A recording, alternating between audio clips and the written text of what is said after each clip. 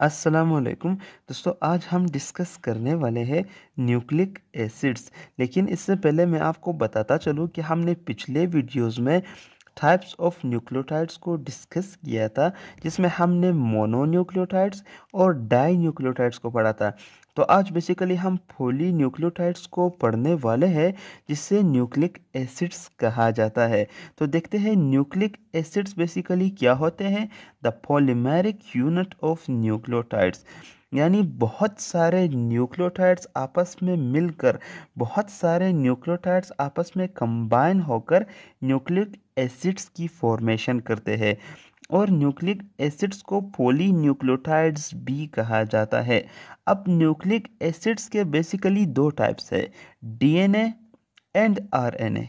तो आज की वीडियो हम कम्प्लीटली डीएनए को डिस्कस करने वाले हैं।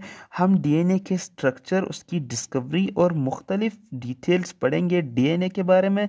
आरएनए को हम अगली आने वाली वीडियो में इंशाल्लाह कवर करेंगे। तो स्टार्ट करते हैं अपनी वीडियो।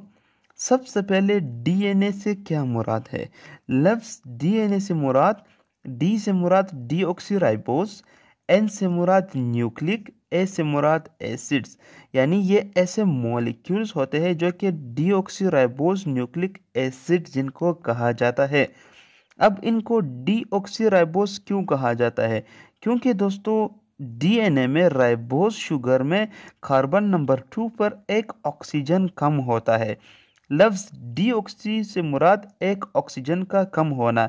तो ये एक डीऑक्सीराइबोस है, यानी राइबोस की शुगर में एक ऑक्सीजन कम है। और इसे न्यूक्लिक क्यों कहा जाता है? क्योंकि दोस्तों डीएनए मोस्टली न्यूक्लियस में प्रेजेंट होता है, लेकिन बहुत कम माइटोकॉन्ड्रिया और क्लोरोप्लास्ट में भी पाया जाता है। तो न्यूक्लिक इसको इसीलिए नाम दिया गया है क्योंकि डीएनए न्यूक्लियस में पाई जाती है। और एसिड्स क्यों कहते हैं? क्योंकि दोस्तों डीएनए में present phosphate group basically acidic in nature होते हैं।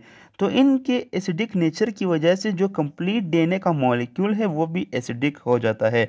तो इसलिए डीएनए को डीऑक्सीराइबोस न्यूक्लिक एसिड्स कहा जाता है। अब बेसिकली डीएनए क्या है? हेरिडिटरी मटेरियल है। हेरिडिटरी मटेरियल क्या होते हैं? Hereditary material responsible for developing, living and reproduction in new offsprings.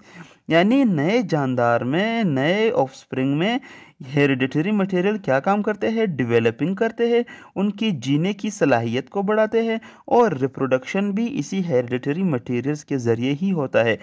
Basically hereditary materials दोस्तों ऐसे कैरेक्टर्स या खसूसियात होते हैं जो पेरेंट्स से ऑफस्प्रिंग में मुंतकिल होते हैं। मज़ीद देखते हैं, मोस्टली प्रेजेंट इन न्यूक्लियस। हमने यहाँ पे बात की थी कि डीएनए को न्यूक्लिक इसीलिए कहा जाता है क्योंकि ये न्यूक्लियस में प्रेजेंट है। तो मोस्टली ये न्यूक्लियस में प्रेजेंट होता है, लेकिन बहुत कम ये माइटोकॉन्ड्रिया और क्लोरोप्लास्ट में प्रेजेंट होते हैं, जो कि बेसिकली सेल ऑर्गेनेलीज है। It has double helix structure. दोस्तों बेसिकली जो डीएनए है वो डबल हेलिक्स स्ट्रक्चर रखता है। डबल हेलिक्स, हेलिक्स से मुराद कुछ यू स्प्रिंग नुमा स्ट्रक्चर। तो ये डबल हेलिक्स स्ट्रक्चर रखते हैं, यानी इस प्रकार के कुछ होते हैं डीएनए। अब डिस्कवरी की बात करते हैं कि डीएनए या जो न्यूक्लिक एसिड्स का टाइप है वो किन्होंने डिस्कवर किया। Nucleic acids was first observed by Friedrich Miescher in 1869।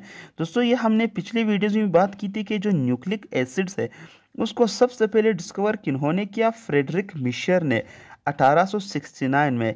लेकिन दोस्तों उस न्यूक्लिक एसिड्स का कोई ख़ास स्ट्रक्चर और ख़ास फंक्शन का मालूम ना था इनको। लेकिन दोस्तों इसके बाद 1953 में 4 साइंटिस्ट आए जिनका नाम था वॉटसन, क्रिक, विल्किंस और फ्रैंकलिन। इन्होंने डीएनए के एक मखसूस स्ट्रक्चर को फिगर आउट किया और दुनिया के सामने रखा। अब दोस्तों बात करते हैं डीएनए के स्ट्रक्चर की। बेसिकली जो डीएनए का स्ट्रक्चर है वो दो मुख्तलिफ पॉलीन्यूक्लियोटाइड चेन से मिलकर बनता है। ये एक पॉलीन्यूक्लियोटाइड चेन है और ये दूसरा पॉलीन्यूक्लियोटाइड चेन है, जो कि एक दूसरे के एंटी पैरेलल होते हैं, एक दूसरे के ऑपोजिट डायरेक्शन में होते हैं। हम यहाँ पे डिटेल से बात करेंगे उसकी। तो जो स्ट्रक्चर है ये मॉडल बेसिकली किन्होंने पेश किया? वॉटसन और क्रिक ने 1953 में पेश किया ये मॉडल। बेसिकली दोस्तों जो न्यूक्लियोटाइड के चेन है उसमें क्या होते हैं, फॉस्फेट ग्रुप, शुगर का मॉलिक्यूल जो कि डीऑक्सीराइबोज है, और एक नाइट्रोजीनस बेस होता है। दोस्तों यहाँ पे दो मॉलिक्यूल आपस में एक फॉस्फेट ग्रुप के जरिए मिलते हैं जिसे फॉस्फोडाइस्टर लिंकेज कहा जाता है। दोस्तों जब एक फॉस्फेट दो मुख्तलिफ न्यूक्लियोटाइड्स को आपस में कनेक्ट, आपस में कंबाइन करेगा तो उस लिंकेज को कहा जाएगा फॉस्फोडाइस्टर लिंकेज। दोस्तों ये आप देख रहे हैं कि किस तरह फॉस्फेट ग्रुप्स आपस में न्यूक्लियोटाइड्स को कंबाइन कर रहे हैं और एक स्ट्रेट चेन बना रहे हैं। दूसरी तरफ भी यही फिनोमिना है, फॉस्फेट ग्रुप के जरिए न्यूक्लियोटाइड आपस में मिल रहे हैं, लेकिन ये हेलिक्स स्ट्रक्चर क्यों होते हैं?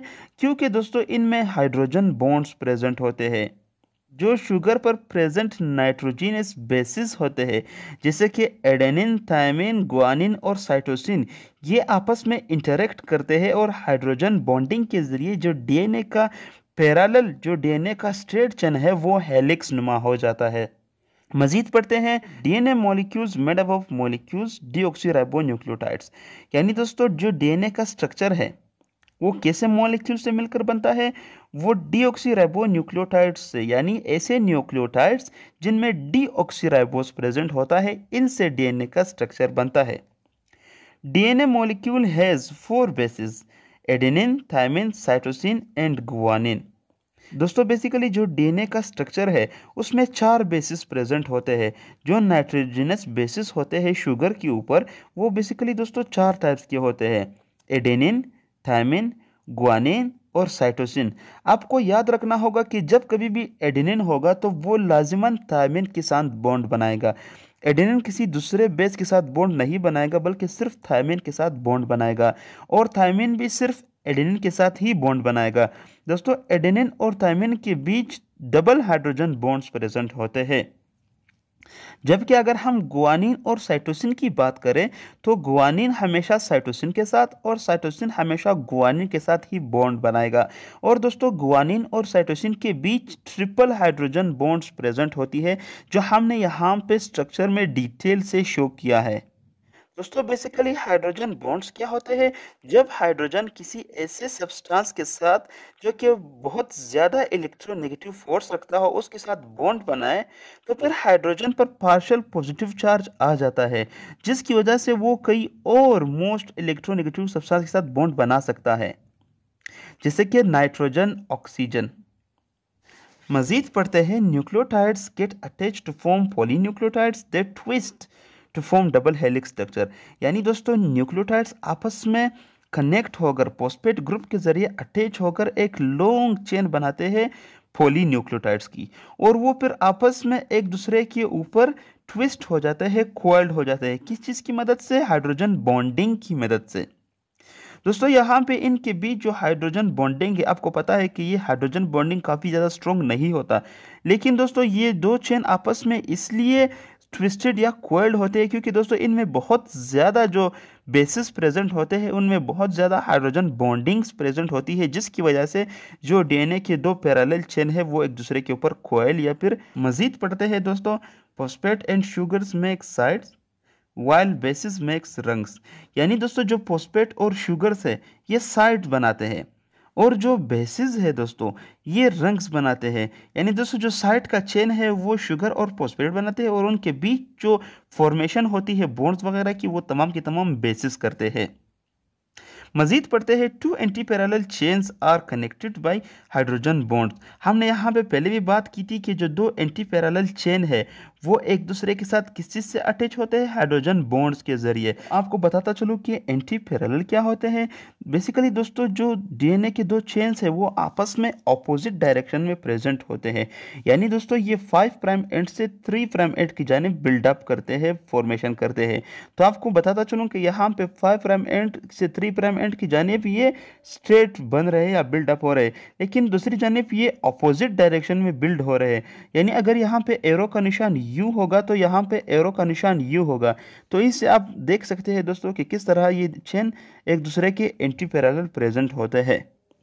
तो दोस्तों ये थी हमारी आज की वीडियो। उम्मीद करता हूँ कि आपको डीएनए के बारे में कम्प्लीटली आइडिया हो गई होगी। मिलते हैं अपनी अगली आने वाली वीडियो में जिसमें हम आरएनए के बारे में पढ़ेंगे और डिटेल से जानेंगे कि बेसिकली आरएनए क्या होती है। तो मिलते हैं अपनी अगली आने वाली वीडियो में, तब तक के लिए दोस्तों अल्लाह हाफिज़।